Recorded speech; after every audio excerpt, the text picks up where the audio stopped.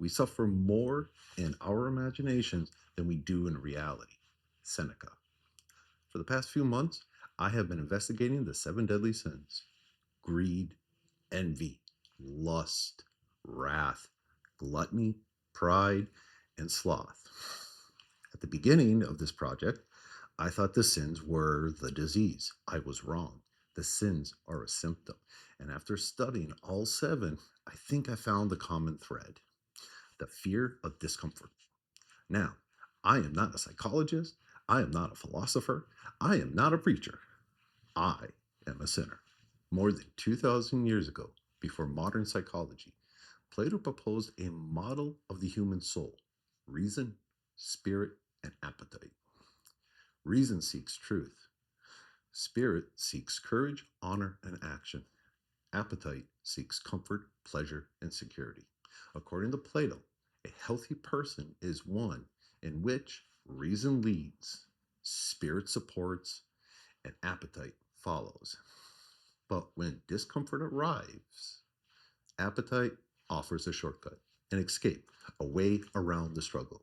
And every one of the seven deadly sins is just a different attempt to avoid discomfort. Now, some of you are wondering why a discussion about philosophy, psychology, and human behavior involved a squirrel, a dolphin, a goat, and a chihuahua. Well, that was intentional because people will rarely see themselves when they're being lectured, but they will often recognize themselves in a story. So instead of presenting the sins in abstract concept, absurd humor was used to make them visible. A squirrel hoarding acorns, a dolphin chasing validation, a goat trying to eat a rake, and a chihuahua declaring war on household appliances. The goal was never to make the sins less serious. The goal was to make them easier to recognize, because sometimes the easiest way to examine a difficult truth is to first laugh at it. And once you step back from the story, the pattern becomes much easier to see. Let's look at the evidence.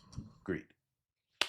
Webster defines greed as a selfish and excessive desire for more than what is needed.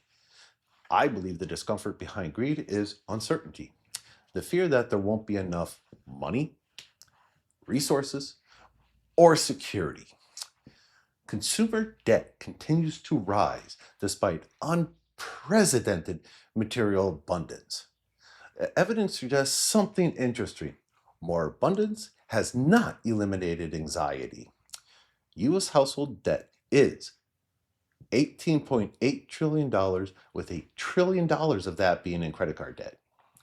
Greed is what happens when acquiring becomes a substitute for trust. Enough never becomes enough. Envy. Webster defines envy as a painful or resentful awareness of another's advantages, position, or success. The discomfort behind envy is inadequacy, the feeling that someone else is winning while you are falling behind. Social media has created a permanent comparison machine. Research continues to link excessive social comparison, anxiety, depression, and discomfort. The evidence suggests that comparison rarely produces gratitude, it produces resentment. The average American spends roughly 2 or more hours on social media, and social media has been linked to anxiety, depression, and discomfort, as I said earlier. Envy is what happens when someone else's success becomes unbearable to someone else. The definition of lust: an intense or unrestrained desire. This to me is the discomfort of loneliness, emptiness, rejection. It's the longing for connection. People are more connected now than ever before, but yet loneliness continues to rise. The evidence suggests that pleasure and fulfillment are not the same. The average visit to an adult website is about 10 and a half minutes, with the adult entertainment industry being worth about $92 billion. I find that interesting because during a time of high inflation, this industry is still rising. An enormous amount of time, money, and attention is spent pursuing fantasy. Lust is what happens when fantasy becomes easier than reality. Now let's look at wrath, a strong, vengeful anger or indignation. The discomfort of wrath is vulnerable. No one wants to feel vulnerable. No one wants to feel humiliated. No one wants to feel powerless. No one wants to be wrong or be challenged. I know I don't. Road rage has increased. AAA has reported that 90% of drivers have reported anger, aggression, or road rage. Online hostilities has increased. Political hostilities has increased. The evidence suggests anger often feels stronger than fear. But beneath many explosions of anger lies an unwillingness to feel vulnerable. Wrath is what happens when attacking becomes easier than understanding. Now, when I'm hungry, I eat. And I have a tendency to overeat. When I'm bored, I eat. When I'm sad, stressed, or empty, I indulge in food or I just binge watch a TV show and I forget everything. That's gluttony. And excessive eating or drinking, or excessive indulgence in general. This is why obesity rates have increased dramatically.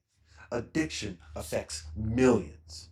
People binge food, entertainment, information, comfort. And the evidence here suggests that yes, consumption can distract the discomfort that you're feeling. This is why 1 in 10 adults are either severely obese and or diabetic. Gluttony is what happens when consumption becomes the answer to every problem. Pride. Webster defines pride as an exaggerated sense of one's own importance, merit, or superiority. This is the discomfort of insignificance. The feeling like you don't matter. Modern culture provides endless opportunities for external validation, likes, follows, recognition, and attention. Yet we're still feeling alone. The evidence also suggests something interesting. Attention is not connection. Admiration is not belonging. Pride is what happens when validation becomes a substitute for one's identity. This inclination for action or labor, spiritually or physical laziness, that is sloth. The discomfort behind sloth is effort, taking risks, fear of failure, of responsibility. Researchers have studied procrastination for decades, and the evidence shows that about 20 to 25% of adults are chronic procrastinators, with students coming in at about 80 to 85%. Avoidance reduces anxiety temporarily, but then it comes back later. The tasks remain, the deadlines remain, the consequences still remain. The evidence suggests something interesting. Doing nothing feels safer. At first, these sins appear to be unrelated. But if you look closer, discomfort arrives all the time. Appetite seeks escape. Behavior becomes habit. Habit becomes consequences. Consequences turn into suffering. And suffering convinces us that we need even more of the thing that caused it. This can be found in the Bible when the Israelites longed to return to Egypt rather than endure the discomfort of the desert for 40 years. This can be found in the book of Hercules when he was offered two paths, one of comfort and ease, or the other path of hardship and virtue. The stories, they are different. The lessons are the same. The unwillingness to endure discomfort often produces consequences that are far greater than the discomfort itself. The issue then and now is, how do people attempt to solve the problem? You don't treat a wound by creating a deeper wound. You don't treat loneliness with lust. You don't treat uncertainty with greed, inadequacy with envy, vulnerability with wrath, emptiness with gluttony, insignificance with pride, fear of failing with sloth. The cure can't be found in the very thing that created the consequence. Now, the cure for this disease can be found with this. If it's worthwhile, it's going to be uncomfortable. Discipline will require discomfort. Growth will require discomfort. Love will require discomfort. Responsibility will require discomfort. Courage will require discomfort. The 7 sins promise an escape from discomfort. What cures us? The 7 heavenly virtues. Techniques to help us endure discomfort. The sins show us what happens when we run from discomfort. The virtues will show us what happens when we face it. Now let's turn the page and learn how to endure discomfort. Thank you for watching.